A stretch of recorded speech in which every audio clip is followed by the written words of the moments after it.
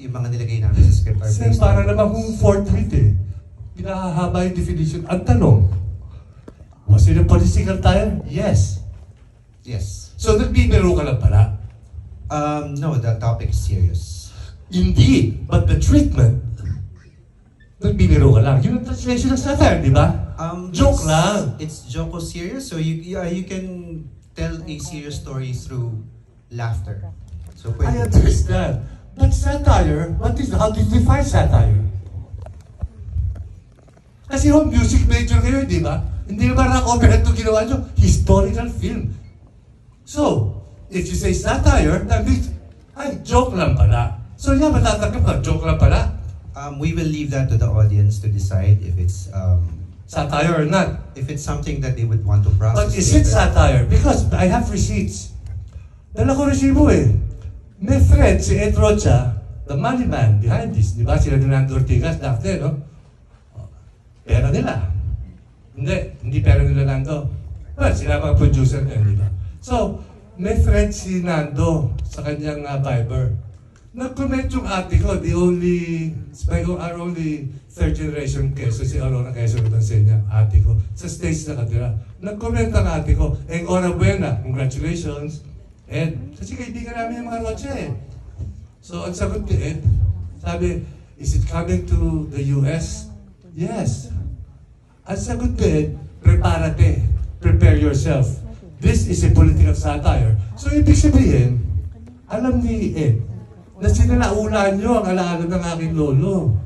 That you did not do him right, and that he does not have the moral nor the artistic integrity to stand by this product.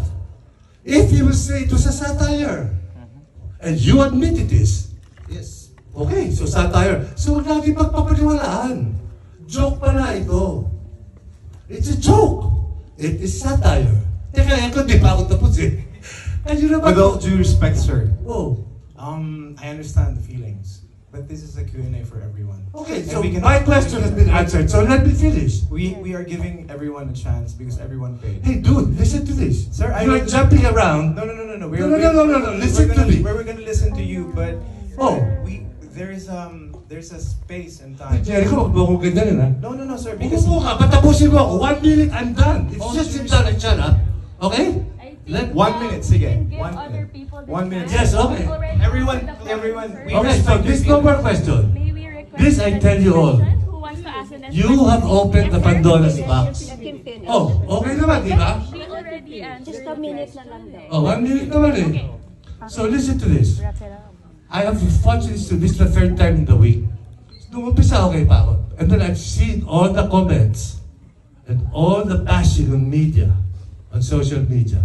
So what you have opened, Mr. Taro, is a Pandora's box. Marami mga Pilipinong bata ngayon hindi naman nag-aral. Alam ba nyo that we got women suffrage before France? Alam ba nyo na mismong Hacienda ni Quezon pinamahagi niya? Libre? Teka, hindi pa ako tapos. Yes, sir. Kakainin mo yung 1 minute ko eh. I have 45 seconds. Kung hindi nyo alam yun, i-research nyo. I-research nyo lahat. Sapagkat ito para inaamin naman na joke lang eh. Okay? So, ikaw, Mr. Tarong, at lahat kayo, hindi nyo alam ito binuksan nyo. Ang dami nagsasabi sa social media, ay, mali pala si Quezon, dapat naiwan lang tayo sa mga Amerikano. Ganon? So, nasa ilalim tayo ni Trump? Anyway, hindi nyo alam ang ginawa nyo. Dahil kayo, gusto nyo kumita ng pera, gusto nyo sumikat, sinalaula ninyo ang alaala ng isang pamilyang nagbuwis ng buhay. Ang lola ko, inubos yan. Kasama ng tita baby ko, kasama ng unang asawa ng nanay ko. Pinaslak yung mga yan dahil hirap na. Anyway, yun, tapos na ako.